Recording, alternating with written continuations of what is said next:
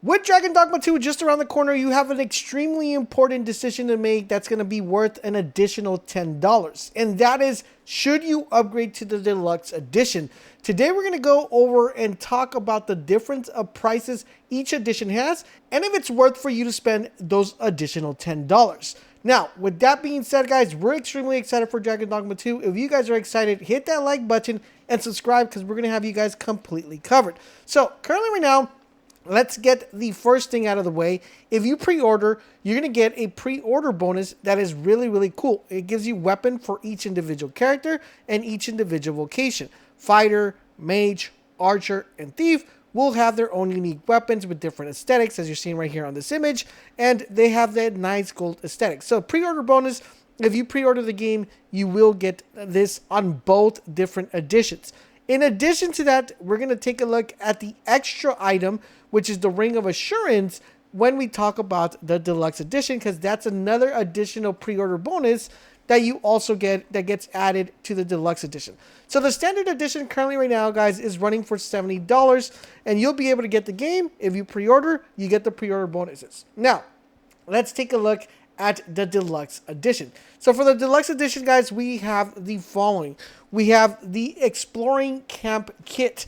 Basically what this does, guys, is just changes the aesthetics of the way your camp looks. Throughout the game, you're going to go to different campsites, you're going to go to different locations, and you will be able to set a camp. Now, your camp's going to look standard, but with this particular kit, you can make your pretty much your base or your encampment look like this, which looks really dope. Now, I do want to let you guys know, as you are playing the game, throughout the game, you will be finding other kits available, so it's not extremely that important, but it gives you a nice little start as you have a very nice looking camp when you get there. But I don't think this is like, oh my goodness, let me go buy the let me spend $10 more for just cosmetics. Unless you are a cosmetic fan, then this is definitely one you want to consider. All right, so the next one, guys, is we have the 1,500 Rift Crystals. Now, these could be used to hire pawns or purchase special items. Now, one thing to note about these Rift Crystals is that the most important and the most valuable thing about these Rift Crystals, it's going to give you the ability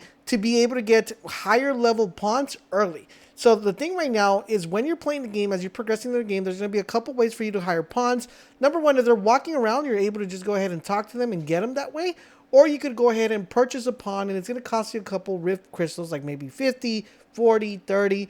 But the thing is, if you really want to get a higher level pawn, a more OP pawn, and a more powerful pawn, this is where these crystals are going to come into play, because you are going to need more crystals to purchase higher level pawns. Currently right now, to get like a level 22 pawn, it's like about 350 crystals.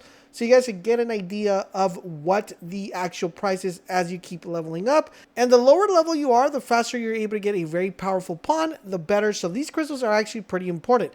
Now, one thing to note, as you progress throughout the game and you unlock a couple vendors, you will be able to purchase really special items. Now, do keep in mind that just like the Dragon Dogma 1, where you were also able to purchase these items with the Rift Crystals, these were actually really OP items. So having these amount of Rift Crystals is going to be pretty important, not only in early game, but also in late game if you just want to hoard them. All right, so the next item we have is called the Dragon's Dogma Music and Sound Collection. Now, the great thing about this one, guys, if you are a true Dragon Dogma fan, this is going to allow you to change the music from the game to the original game. So you're going to have to hear the music. You'll be able to hear the music that you had in the first game. And in addition to that, you're also able to change the sound effects to those of the ones that from the original Dragon Dogma. So if you guys really love the first game and you like the music on that one, this is definitely one that you might want to consider. Me personally, this is not like a sell for me for the $10. I'll give you guys my opinion on which ones I think is the one that really sells me on these additional $10 later along in the video. Next up we have is the Wakestone. Now, for those of you who are new to the game or have played the game, you guys are going to be familiar with the Wakestone. This is what it's going to allow you to do, and it's going to be one of the most important items in the game. It's going to give you the ability to restore your life after dying. So if you die, you're able to use this Wakestone and come back to life. Now, one thing to keep in mind is that not only you have to worry about dying, you have to worry about your pawns dying, And you also have to worry about NPCs dying, because as you guys know, they did mention that monsters are able to visit encampments and they are able to kill NPCs. Now, if there is an NPC that has a specific quest line, if he ends up dying by a monster, you won't be able to do that quest line, but you will be able to revive him with the Wake Stone. This is extremely important because it's going to save you a couple of playthroughs within the game. So having a couple of these is going to be really important. And also having the ability to have one already as you start, really crucial, especially as you progress throughout the game. So it does come with just one Wake Stone. Next up, guys, is we have the Art of the Metamorphosis. This is a very interesting item because for some reason, let's say you make your pawn and you just want to rush to the game, which I highly don't recommend you guys should rush to the game because you could theoretically download the demo right now and start creating your character so you can have it ready. But if you pick up the game and you're ready to go and you're like, man, I don't have time to edit my character. Well, with the Art of the Metamorphosis, this is going to allow you guys to change and edit the appearance of your main character and also your pawn. So a very interesting item to have in case you kind of made a boo-boo and didn't like the way your character came out, or, you know, it doesn't fit the narrative, then you're able to change that whenever you want with this particular item. Next up, we have the Harp Snare Smoke Beacons, and this one's going to be a very interesting one because what this is going to allow you to do, it's going to allow you to scent out a smell that is going to pretty much bring down harpies. Now, for those of you guys who don't know what these characters are, these are flying characters or flying monsters that are going to be a little bit tough to kill, especially since they're in the air. And if you are a fighter and you don't have range, or you don't have a pawn or like an archer or mage that you could, you know, shoot things up in the air, this is a very good way to actually being able to kind of bring them to you guys and not only loot them to get their drops, but also being able to kill them a lot easier. So really interesting item, but I'm pretty sure you'll be able to find this throughout the game. Not that difficult. Next up, we have a really important item, and this is called the Ambivalent Rift Incense. Now, this is going to allow you to change the pawn's inclination. This one's going to be extremely important due to the fact that this is going to allow you guys to decide what type of pawn you have, and if you have a really good pawn, but for some reason his inclination is incorrectly, this is going to allow you to change that. Now, what that means is, for example, let's say you have a pawn that's really good, but he doesn't listen to you a lot. You'll be able to use this item and change it for him to obey more. If for some reason you do not like the enemies he's attacking when he engages the battle, you'll be able to change that ability or that function with this particular rift. So it's going to be a very interesting one, especially as you progress in the early game. You're not going to find certain enemies that maybe the pawn's a little bit more inclined to fight, or maybe you find a pawn that doesn't obey at all, and you want him to obey when you do commands like heal you or go here, stop here, or maybe you just have like a really shy pawn that doesn't do nothing at all, and you want to make sure he, you know, he looks for stuff, he searches for stuff. You'll be able to change this with this Rift Incense, which is going to be a very crucial part, especially since in the early games you're not going to be kind of picking and choosing pawns.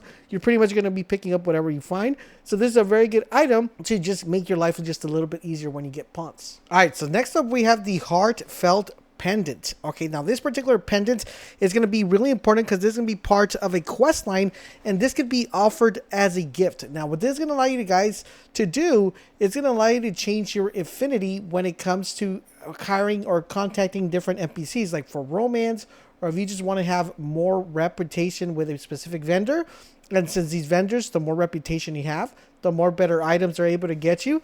So definitely the Heartfelt Pendant is going to be a very important item to have, especially if you want to make sure you have really good rep with either an NPC that you want to romance, or if you want to have really good rep with an NPC you want to go ahead and buy items with. So definitely a really interesting item. The next one we have, and I believe to be the most important thing out of everything here, guys, is the Makeshift Gold Key. Now, this key is going to be pretty OP, and this is a key that you're actually able to use very early in the game. And the great thing is when you use this key's meant to open up like a jail cell. And inside these jail cells, you're going to be finding chests that you'll be able to open up and get some really cool special loot. Now, do keep in mind that it is a one-time use. So if you have one and you open up you open up the cell, that's pretty much it. You're gone. You're going to have to make sure you buy more keys. Now, these keys are also in the first game or part. I believe that you were able to use them as a quest line, and you were able to give them to other NPCs as well. So it's going to be very important to have one. I think the main focal point of having one early is to be able to get some really good loot out of one of the sales that's the early stages of the game. So highly, this is a really good item. So now to answer the question, is it worth you spending 10 additional dollars? I personally think out of everything here, the most important thing here are going to be the Rift Crystals, the makeshift gold key. I think that's extremely important.